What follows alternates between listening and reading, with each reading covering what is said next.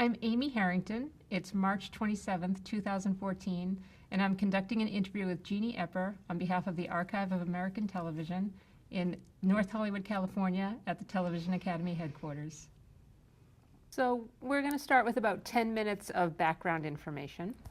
So what was your name at birth? Epper? At birth. Oh, at birth. Sorry. It was Jean Luann Epper. And when did people start calling you Jeannie? In junior, well, I think actually in grammar school, and it just stayed. My dad called me Jean always. He was the only one that, when he get mad at me, it would, of course, it's Jean Luann, get in here, so. And I have never figured out why Luann, but that's who I am. And then I've added a few husbands onto that. Why didn't you ever, you okay? No, I'm fine. You sure? Do you need some support or anything for your back? Okay. Did you ever consider changing the Epper part after you got married? Like, did you ever take any? No, I actually said husbands come and go. My dad's name is going to stay. And that's actually what happened. I've been married 4 times. So, because people just know me in the industry by Jeannie Epper. And I'm glad I did, because the industry's gotten crazy. There's so more, it's just like crawling with stunt people and wannabe actors, and there's not enough work in this town anymore to accommodate them. So when they hear our last name, it usually gets somebody's eye, because somebody somewhere knew one of us. Because it was my dad and us 6 kids, and then we had kids, and they got in the business, and it was not done intentionally. It's just the way it were. We're going to talk a little bit more about your family in a minute, but just a little more background on you. So where and when were you born? I was born in Glendale, California, at the Glendale Research Hospital, January 27th, 1941.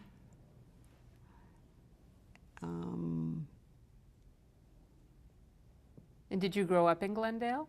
Well, when we were really little kids, we grew up we did spend a lot of time in Pasadena. My grandma was a Pasadena lady. They were diplomats. My grandpa and my grandma, they were very high up into that. And my mom ran off and married this Swiss cowboy. And I don't think they were real excited, But, in those days, parents had a whole lot more control of who you married. But they stayed together for 60 years. Your parents did? My parents stayed together for 60 years. And I have 5 brothers and sisters. So it was a lot of work. You know what? I think my dad was smart to keep them, barefoot and pregnant, and they won't wander very far away. Because my mom was a beauty. She looked like one of those 1920s Follies girls. But my mom her kids were her everything. So did she work, or was she? She worked a little bit, but you're 30 years old now, and you're getting married, and you're going to start thinking about a family, and then she had 8 kids, 6 of us, survived. That's a lot. From the age of 31 till 41. I mean, they were just cracking them out. But in those days, you didn't have all this scary stuff on television. You didn't have all this. I mean, we felt safe. I mean, we did. My dad would get us a bicycle or build us something and send us down the road, and like you've heard a million times, be home when your tummies are hungry. And that's how it was. No pressure. Just go have a good time and enjoy life. Yeah. we didn't know anything about child molesters, or we didn't know anything about that. And it's sad to see my granddaughters having to be raised with, you know what, I don't think they have so much fear, especially when they're with me. They know I have eyes everywhere. But it's got to be a little scary for these little girls and little boys. Yeah, that's a different world. And if you remember back, little girls like Shirley Temple, they wore their shirts their skirts so short. Now they wear them skin tight. Right, definitely. So what was your mother's name? My mother's name is Frances Jane Robertson. And she was born in 1906 in Harrisonville, Swissville. I'm trying to think which state that was in. Would that be New York? Don't know. But she was born. My dad and my mom lived different kind of lives. My father came from a ton of money, but it just was money. And my mom came from where you were taught to sit right, eat right, and you should have seen them trying to teach each other. It was pretty funny. Now, John, make sure you put your napkin on. And we kids are just, they were our parents, and our parents were our parents, and nobody say anything against our parents that we might have to smack them down. It's just, kids were a little more defensive about their parents. And my dad, he was a drinking man, but he did not drink in the house in front of his children. And my mother never drank, never smoked. It's just, I wish some of these kids could go back and see how much value there is to living that way. Yeah. Or growing up with those standards. Maybe it's because I've lived this many years that I see all those cheap, tricky trades we try to get by with, they don't work. Right. So tell us again your dad's name and what he did for a living.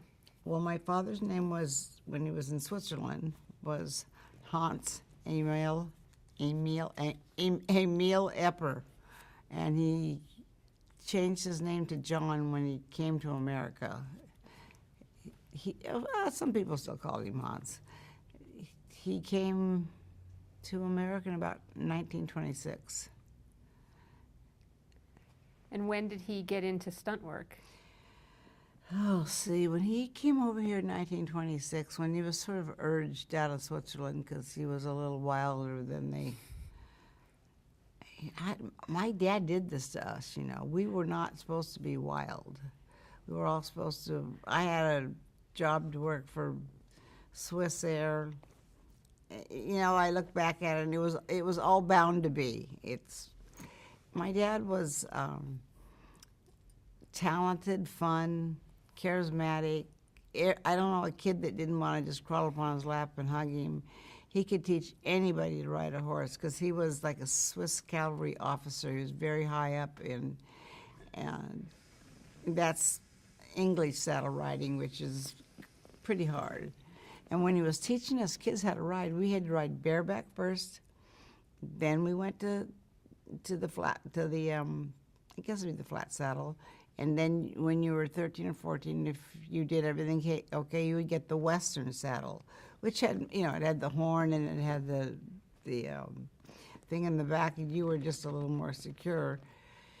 He knew every one of us and how much talent we had, and who he could do what with, and short of killing us, he knew what he could do. My mom used to come out and just say, "John, you're going to kill my kids," and he'd say, "Frances, you just go back in that house now." And she would.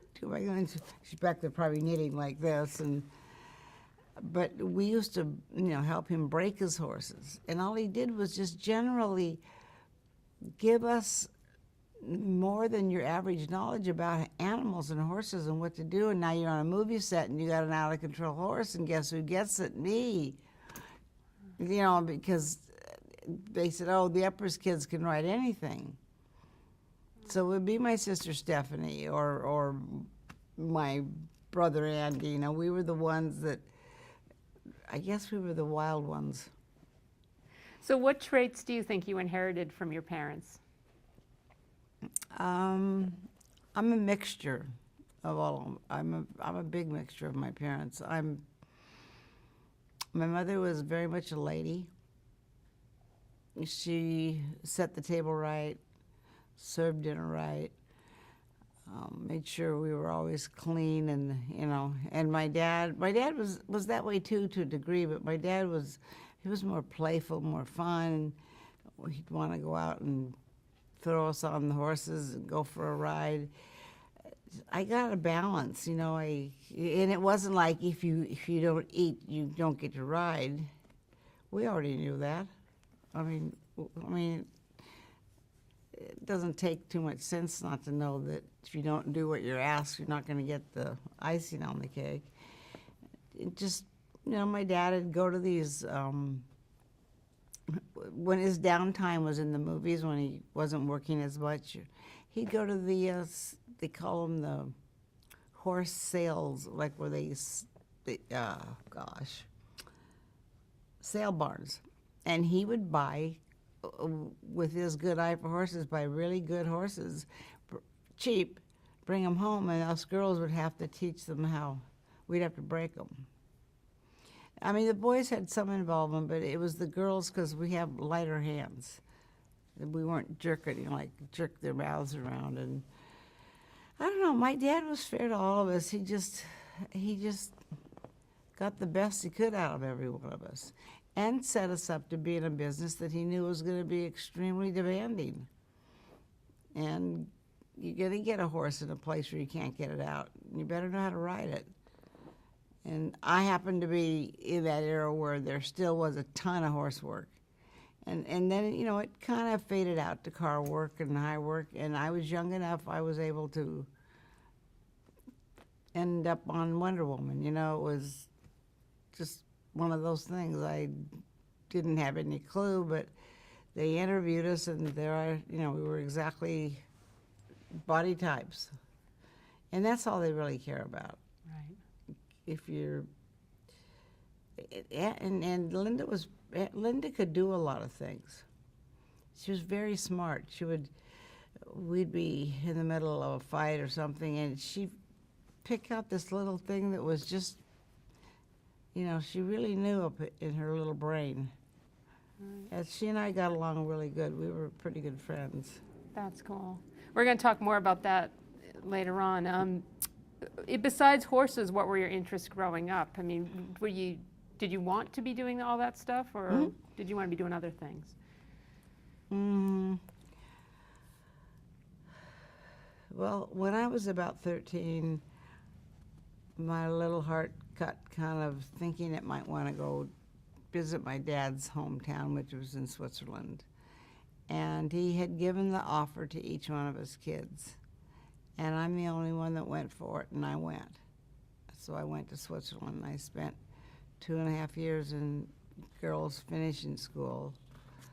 I loved it. What an adventure, you know. Oh my God, they're behind times. You know, and go back 50 years, they were really behind times.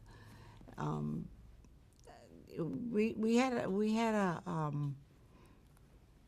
an experience that has stayed with me that I can share with my kids, and it's funny. The 22-year-old, when she was, I don't know, maybe 7th, 8th grade, she had to do, would it be an essay or something on it? And she got Switzerland, of all things. So here she has. I said, no, we're gonna go pull up everything on the computer, and we're gonna get the books, which she did do. And then she had me to help her put the polish on it, and she got a A+ on it. And I went and saw the teacher. He said, I knew you helped her, but I knew she did. I know Amber's work. I know that she did the research. She wanted to find out um, she, there's a lot of material out to watch now, a lot of stunt stuff you can see. And she's what do you call it? A detailed girl. She likes to make sure it's more detailed. I know that I have 5 grandkids, and I have 2 grandsons and 1 on the way. Add to the family. I think they're a little disappointed it's not a girl. Next time. It's just the way it is. Yeah. So when you were in Switzerland, were you thinking you were going to go off into another career path than being a stunt person, or? No, I always knew I wanted to come back. I think I played with my head a lot, like I might want to do this. I studied for this, that. I mean, where else would I get a chance to get to do all this stuff? You know, and they would shut down for summer school. They'd go to I think they would go down near Italy to the beaches down there where the nuns actually had a retreat. And we'd go with them, the ones that would stay. A lot of the kids would go home because they were they were in Germany, or a few of us stayed. And there was a pond or a lake or whatever, and it was just getting to know the way other people live, going into those little tiny, beautiful little churches that they had that were all hand done, hand carved, and I wasn't the kind of kid that just wanted to blow in and blow out of those places. I wanted to see. Maybe it's because my daddy was home and he did this when he was here, but I loved looking at the carvings and just the history. You sit in those places and the history comes over you of how many years. We get so caught up on, oh, well, whatever. How many years we've been here? A long time. And things are changing rapidly. I know, too quick for my babies. I don't want them to get in this unsafe world. Because I think I got raised in pretty much a safe world. Yeah. It was, even though we had cars, it wasn't like everybody had 3 cars in their parking lot. So why did you finally decide to come back from there? Oh, I think it was just time. Like getting homesick. I'm a homesicker. I was homesick the whole time I was there, but I did the very, very best I could, and kept my grades up, and kept telling myself how blessed I was to have such an opportunity. Now looking back, I had no idea how many blessings I got out of that. To see all that different way of living. I remember us going through a little town called Appenzell, which is, you take the train and it goes through the mountains and you can see everything. They still wear those bells and the lederhosen. It's just, it's like out of a book. And there's just rows and rows and rows and rows of green. It's just so pure and clean, and it seems like over here it's too much going on. Right. But they're changing over there too. Yeah. Everybody is. Mm-hmm. They're just about 50 years behind us. Right. So when you came back, did you start getting into stunts right away, or did you kind of ease into that? Well, when I came back, I actually tried to go back to real school. And I really wasn't accepted anywhere. I was like the Jolly Green Giant. I'd grown from 5'1" to 5'8". I was like, "Who are you, Jeannie?" But I found that people were very intrigued. Most people didn't have the attitude, "Oh, you got to go to Switzerland." No, people aren't like that. They just wanted to know, all I'd learned. And then when I was I guess my dad had somebody needed a kid to ride a horse or something. Somebody said, "Oh, that Johnny Epper's got enough kids. He's got to have one out of that bunch." And it's just all about who you know, what you know, and if you have the talent. Did you hang out on sets with him when you were a kid? A little bit, not very often. My mom, do your homework, do your homework, do your homework. I said, "But Mom, we're going to be in the movies. Do your homework, do your homework." She kept us balanced. So that first time you were put on a horse because you knew how to ride, was that the very first time you had ever worked on a movie, or did you do extra work and stuff first? I did a little extra work, but I'd never been like doubling, the lead or the star, or whatever. That was sort of like, I don't know, looked up on. Yeah, you got that. And then there was, of course, it was always westerns back then. And then it, it moved up to other things. But they'd hire all of us little brats, and we'd all go to work. But then we had to go to school, too. They make you go to school 3 hours. So you would go to school on the set? Oh, yeah. Yeah. And would your brothers and sister be in school with you? Yeah. So of all your siblings, who got into the business first, of all the kids? Well, the older ones, Tony probably, Margot. So it'd be probably Tony, Margot, Stephanie, Andy, and Gary. And I mean, I was in there, but I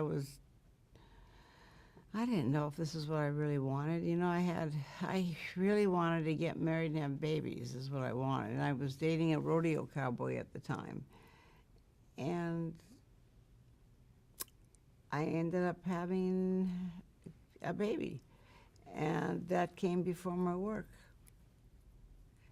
So, you look back and you think, you did all this in this little bitty time. Now it feels like, yeah, but you could have had more jobs. You could, no, I could never get another daughter. So,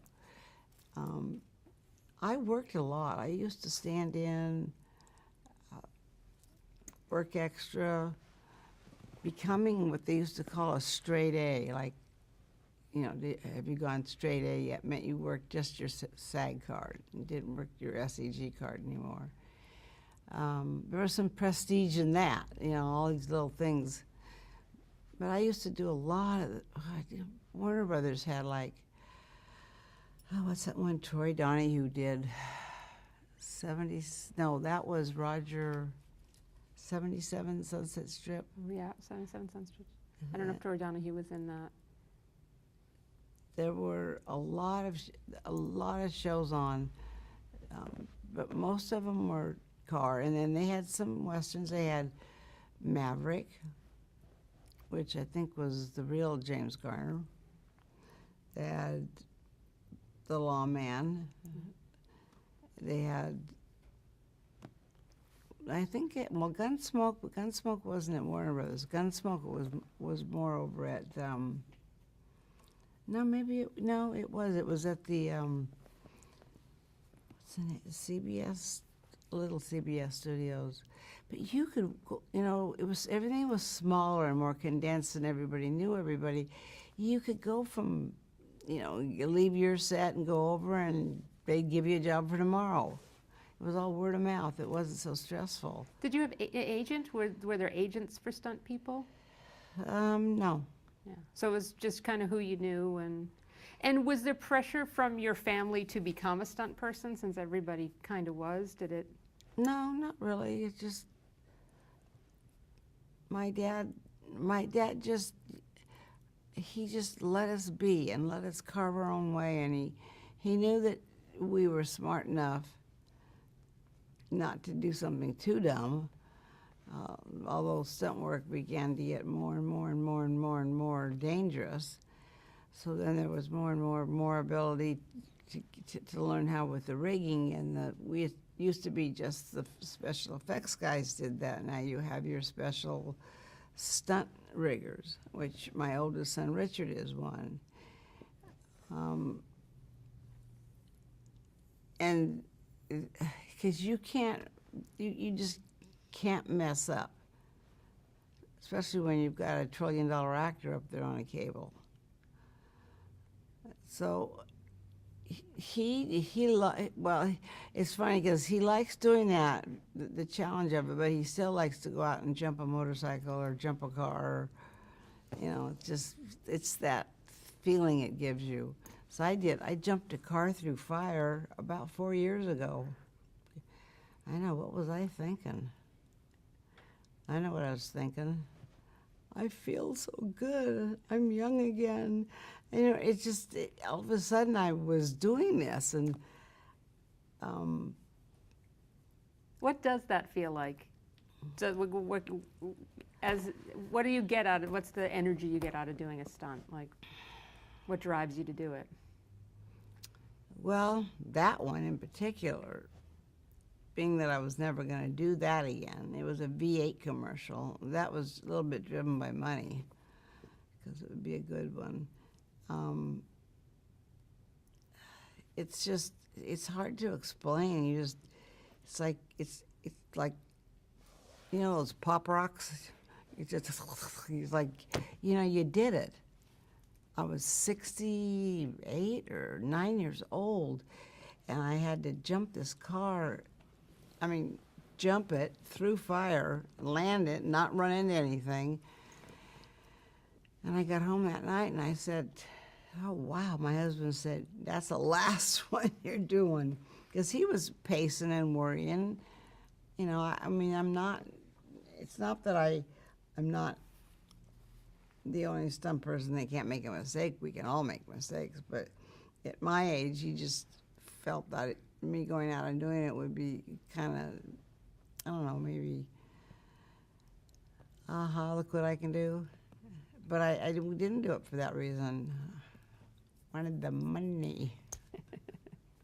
We all want money. Sure, absolutely. So when you were growing up and you started to get into stunts, what did your dad teach you about being a stunt person? He taught us a lot about, well, life has a lot to do with being a stunt person. He used to teach me, well, all of us, but mainly me, is just, you got to get along with people. You can have the talent, but it's getting the job. It's harder than doing the job. He wanted to make sure that we didn't cut off more than we could chew, you know, and get in there. And he had this sixth sense about his kids. He knew exactly which one to send on what job. And I remember Tony, my brother Tony, was working over at, I think, Disney Studios. They were doing, was it Toby? I want to say Toby Maguire. Anyway, they do all those little shows, and he'd be over there, you know, driving the big buggies, saving the little kids as they got thrown across the street, and they used to do the big picnic sequences. And it's people have gotten in this day and age too safety conscious. Yeah, well, you need to be safe. I mean, I sit here at my age and I'm safe, but almost to the point where it's a hindrance. Like wearing too many pads. My God, you could come out looking like the Michelin Man, and you can't even get to where you got to go. But they've backed off that. You know, we're athletes, so we have to move and know where we are and feel where we are. Stunt work takes a committed athlete. Especially, they need to be kind of good on a trampoline for high work, so they know where their body is in the air. Because if you lose sense of where your body is in the air, it's when you panic and get hurt. It just takes a split second. The more you do it, the more you do it, the more you know how to pull out of that stuff. But it's like anything, you just gotta keep doing it. And for girls, that wasn't always acceptable. I don't know whether the guys really were trying to protect us or whether they just didn't want women in their field. It wasn't till sexy. Sexy ladies like Linda Evans or Linda Carter said, we don't want hairy-legged boys doubling us anymore. We've had these girls doubling us, and oh my God, they're just as good as the guys, only they have shaved legs and they don't have hairy armpits. I mean, that came out of their thinking. And then, girls have come a long ways. So you just mentioned Linda Evans. So one of your big early jobs was on the Big Valley, right? You did a lot of work I on did Big that. Valley. And were you specifically Linda Evans' Yes. stunt double? Yes, I was for Linda Evans, and then I did her on Dynasty, too. Right. We'll talk about Dynasty in a little bit. In terms of Big Valley, how did you get that job? Do you remember? Was that another word of mouth? That job, back then, they didn't have stunt coordinators per se. They had your production managers. And this production manager knew my dad really well, and he knew us kids from just coming on the set and going to the barn, and he just said, send your daughter Jeannie in next week to see how she can double Linda, because they would have to make me a costume, and so I went out. I found out where they were shooting, and I went out and I watched how she ran, how she moved, because I had to become her. She doesn't become me. And it worked. And I got, hired right away. I knew she couldn't be timid, but I knew they didn't want her to be the big, rough, tough, the Hulk. She used this more. We talked about a lot of that stuff because she didn't want to become a brute. She was just too pretty. Her prettiness could stop them in their tracks. You used to walk in on the set and the guys would go, she was so, not too tall, but so tall, and the costume, it just all worked. And I know they've tried it again. And I don't know why it hasn't worked, but it hasn't. Yeah. But I think one of their reasons is maybe they should have stayed with the same costume. I don't know. Because Batman still has the same costume. Spider-Man still has the same costume. Little kids want to see, the same costume, I guess. I don't really know for positive, but those jobs are hard. They're hard on you physically. What was the schedule like on a show like that? Were you on the set every day? I was on the set. Yeah, I was. So even if you weren't doing a stunt that day necessarily, you were standing by to do one? No, usually if I really wasn't, I didn't go in, because I began to like my days off too, because I have small children going to school and packed up homework and all the other things everybody else does. And then they'd say, well, let's go down to Bobby Urquhart's and jump on the trampoline. That was their candy bar for the day. And Erlene started down there, my daughter. She started at Bobby Urquhart's, learning just to control her own body, because she started doing that thing called the Russian swing. I don't know if you've heard about it, but Describe what that is, though. it's, let's say there's a bar here, and then one here, and then go back up on the other side, one here, and then on the bottom there's wood pieces that connect it together, and you stand on one, and the pusher would stand on the other side, and it would be like, and then when you get to, like, say 1, 2, 3, you'd fly off and do whatever. Hope you land in the airbag. Hope you don't miss it. We never did. Never missed. No, no, I'm still here. Only thing that's ever really taken me down, honestly, is my health. So, I don't think I've missed a day's work for getting hurt as a stunt person. Even when, I mean, you've had some accidents, though. Oh, yeah, I have had some accidents, and those are, I probably shouldn't have said it that way. Yeah, I have been injured, but just kind of fluky. Like, You what kind of accidents did you have? Like, I what was stands doing out? a commercial for Skoda. I think it's a car in England, and we're shooting it over here, and I'm supposed to run and jump from car to car, not from train to train, from car to car.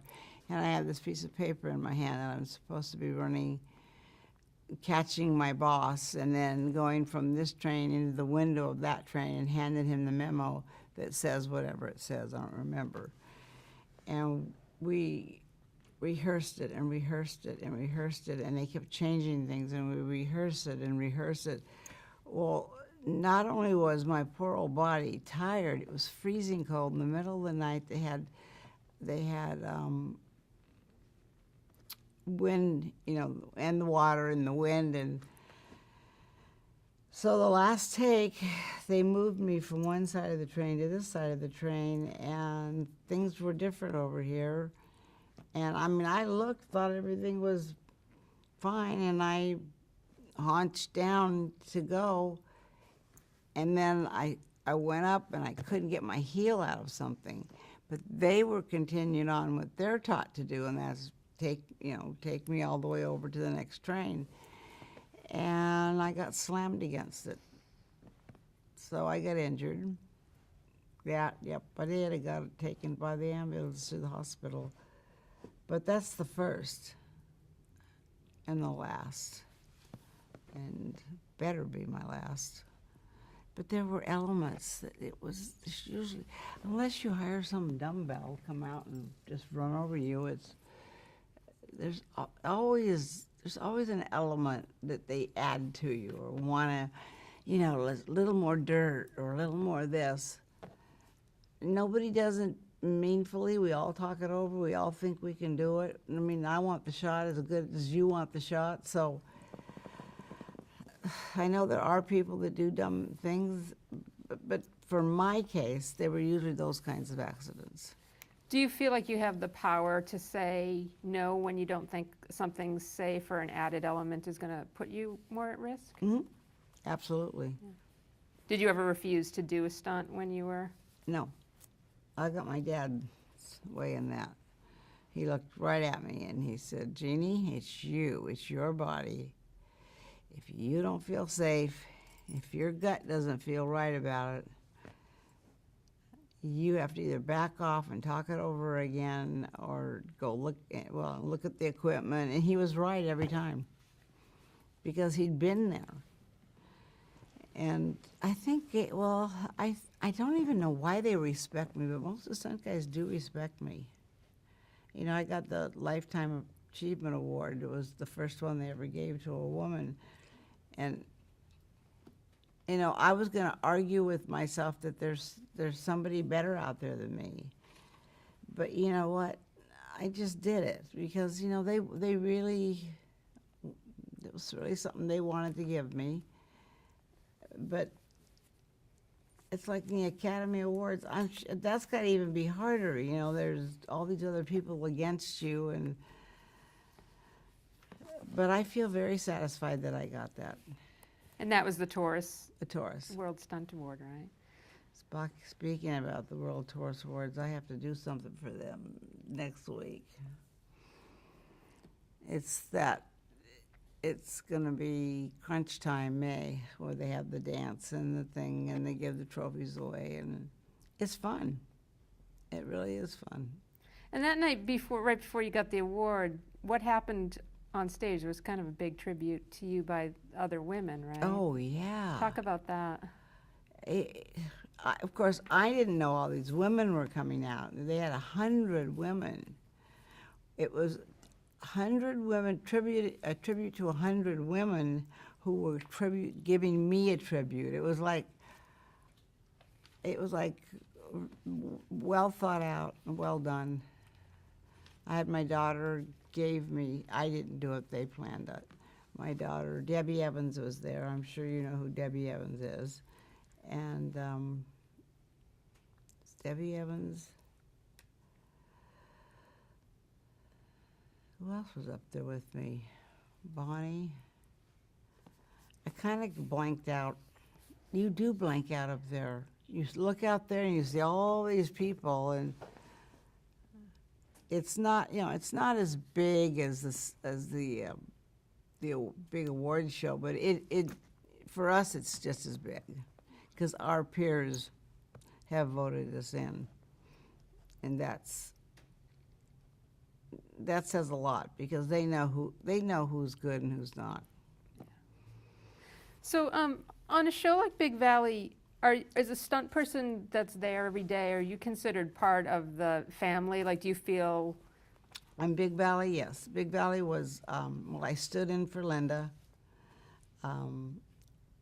I did a couple stunts for Barbara.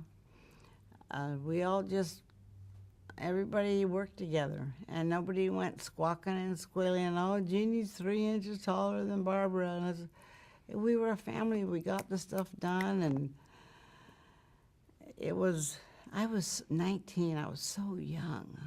I felt like I was in my little dream world. That age is an age where I don't think kids today get it.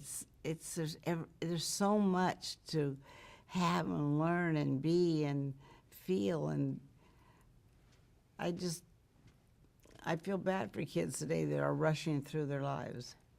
Yeah. Because it goes quick enough. Yeah. Talk about working with Barbara Stanwyck. What was she like? She was wonderful. I loved her. She was amazing. I was going through a divorce when we started that, and I had to go to court and come back, and I mean, it was just the way she kind of mothered me, It wasn't a lot, it wasn't a little, it was just right. I was sitting over at the edge because I went to court and I came back, and you know how those sound stages are, they're kind of dark, we can go off in the corner. And she came over and she actually explained to me about her divorce. I think she was married to Robert Taylor. She said, at least, what'd she say? You're worried about your family, and in other words, what she went through became so public. Yeah, it was in all the tabloids and I was still pretty young to really get what was going on. My father was a friend of Robert Taylor's because of the horses. I didn't know who they were. Gary Cooper had come to my house. I didn't know who he was. You were little. I remember riding in one day on my horse, jumped off, and do you remember an actor named John Ireland? Handed him my horse's reins and says, I've got to go to the bathroom.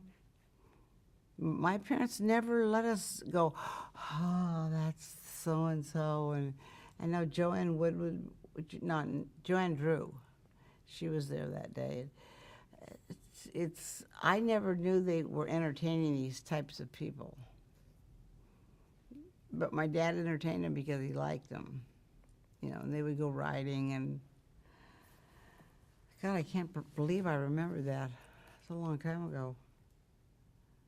So let's talk a little bit about some of the types of stunts that you've had to do throughout the years. Kind of explain what you have to do, and then maybe we can talk about some of the risks involved, things like that. So high jumps seem like something you've had to do a lot throughout your career. You mean high jump as far as high with the horse, with the car? I'm talking more about like jumping off of... Oh, high falls. High falls, sorry. High falls, and me were never friends. I didn't like high work. Now, all of my brothers loved it, and my daughter, because they were trained on a trampoline to learn their body. But I was up to get Wonder Woman, and I went. See, I'm one of these people that if I make my mind up to it, I'll learn it. If I got to stay down there day after day after day after day, I'll learn it. Well, I did that, and Bob helped me, and I still didn't like it, but I knew I was going to live through it. I wasn't going to get killed, and I was the best body double for her, and she liked that. Either the girls were too short, which looked fine in the air. It's hard to find someone that looks like Linda Carter. I mean, she was amazing, and her legs are so long. Everybody said I was doubling. They used to call her a gazelle.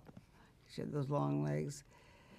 She was a bright woman, because she was not going to let them make Wonder Woman into a goofy girl that always had to have a guy come help her. She didn't do that. She, would try to figure it out on her own. I mean, those shows, you look back, they were pretty corny when, but they were the shows, and people were watching them. There was the Hulk, there was Batman and Spider-Man and Bionic Woman, and you could go from show to show to show. Unlike now, you have to move out of the state to work, which is sad.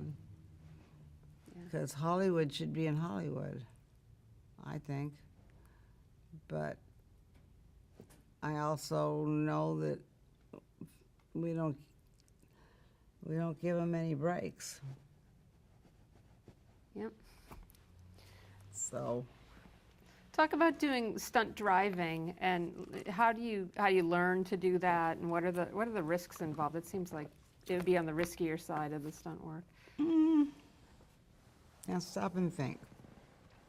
You're in a car. You got all that metal around you. You have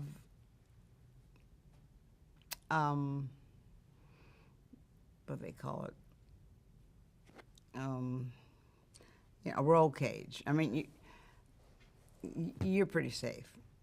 It's just about getting to the mark, making it look spectacular. Sometimes you jump through fire like I did. I didn't find car work at my level that hard. I'm sure Debbie did, because Debbie's done some incredible things. I can't even start Debbie when it comes to car work. But I had my horse work, and and Debbie has her motorcycle work. In fact, I think she just went on, is it Fast and Furious, is it 7? I think it's 7 or 8, yeah. She just left again to go on that. But you can have a lot of stunt people in the industry, but there'll only be a few that'll stand out. Why that is, I don't know. I mean, I know I have my whole life. Debbie has her whole life. Some people are more quiet about what they do. They don't want to do this. They're ashamed.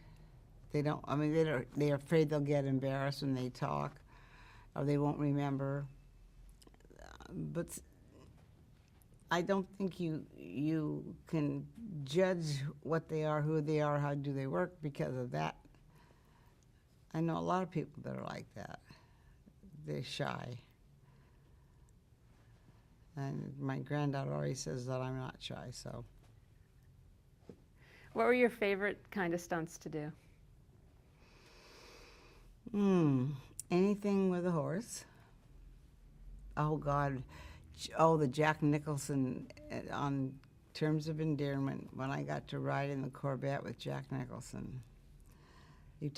I wasn't even told what I was doing. I get called. I was on some show, and whoever the girl was working they didn't like, and they called me in, and And there was Jack, and he's a character.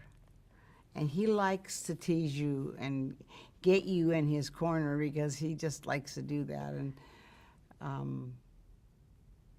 when we were doing the driving along, before I tossed him out of the vet, now that was fun because there was no danger involved, really. It was just fun.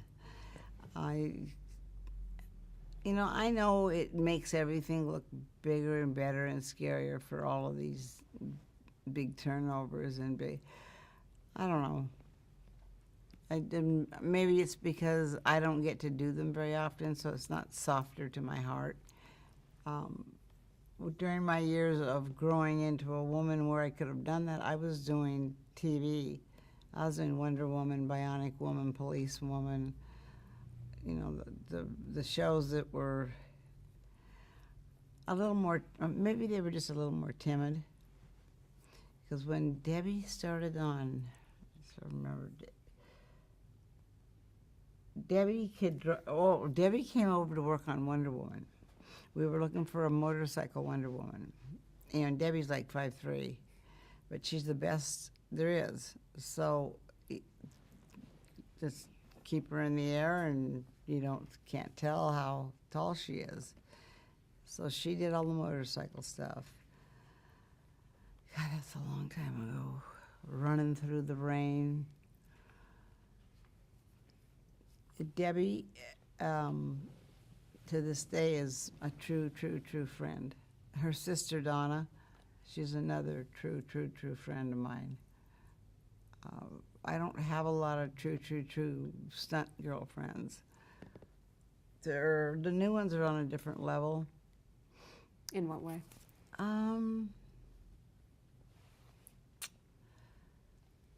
It's just a different time, with all the electronics and I'm just trying to get with it.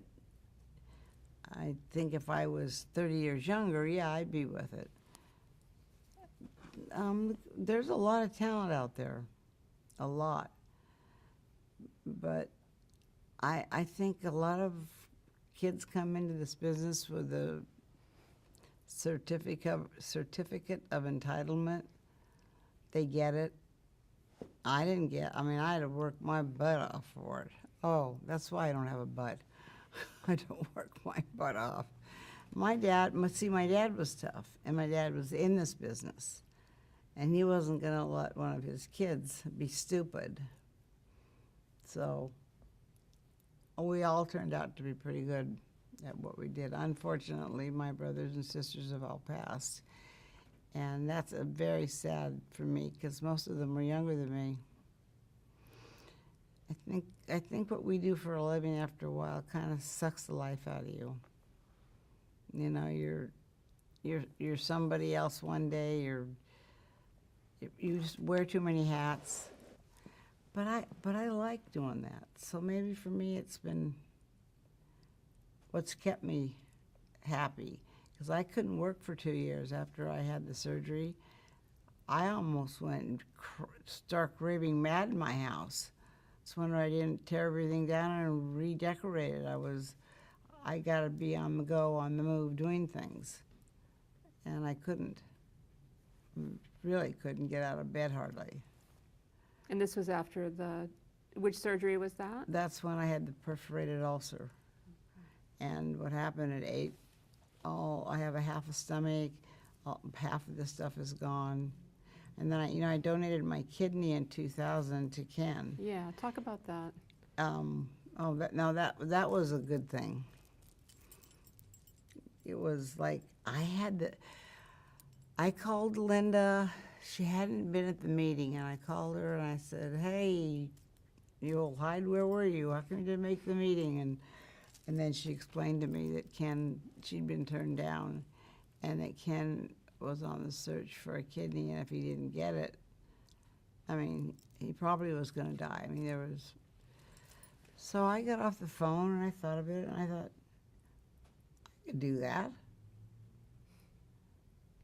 So I called him back, and next thing I know, I was down there being tested at UCLA. But you were told if you gave a kidney to Ken Howard that you might not be able to do stunts again, weren't Mhm. you? And did that deter you at all from? No. Nothing's ever deterred me. This has deterred me longer in the period of time, because it can get scary. I can get sick just like that, and it'll only go for a day or two, but I could be out in the wilderness somewhere, so I have to be aware. But no, I'm going back. It's what makes me feel alive. And I can tell you that I used to always wonder what it would be like to retire, and oh my God, I can do all this, I can do that, it'll be so wonderful, I can plant this garden I've always planted. Of course, I was sick, so that I just, nope. I want to go back to work. I don't want to be greedy, I don't want to be, but they always need parts for older ladies that can hit the ground, and there's not too many of us. And how do you get work these days? Is it the same way? Yeah. Just calling people and. Most of the stunt guys have written me off. I have to really get on the phone and start. I guess maybe I ought to send a reel out and go out and get hit by a car a few times and send them out and say, here I am. No, I don't want to do anything stupid. I still have a husband and a family, and this would have been perfect. It was, I get knocked down, a few words, go back and forth, and I got to spend a week in Vegas. If it's to be, it'll happen. If it's not, if I don't get it, I don't get it. Is that something you've had to learn to deal with a lot in your career? Oh, yeah. Yeah. You mean the no-nos? Yeah. In the beginning, it's really hard because when you're young, you think, is something wrong with me? Was I too tall? Was I too this? No. They're just looking for a look. Especially on commercials. I've done several commercials because the director said, I like the way she does this, so I get the job. I like to do commercials because I like to sit at home and watch the paychecks fly by. And it sounds like I do it all for money, but I don't. I do it because it's what I do. I don't cut corners. I just try to give them the best I can. And I've learned through the years that stunt women, there's a lot of good stunt women. We shouldn't have had to dress guys up as girls. But that was all just a change. People don't let go of change easy. We're going to stop and change tapes, and when we come back, we're going to start by talking about that. Okay.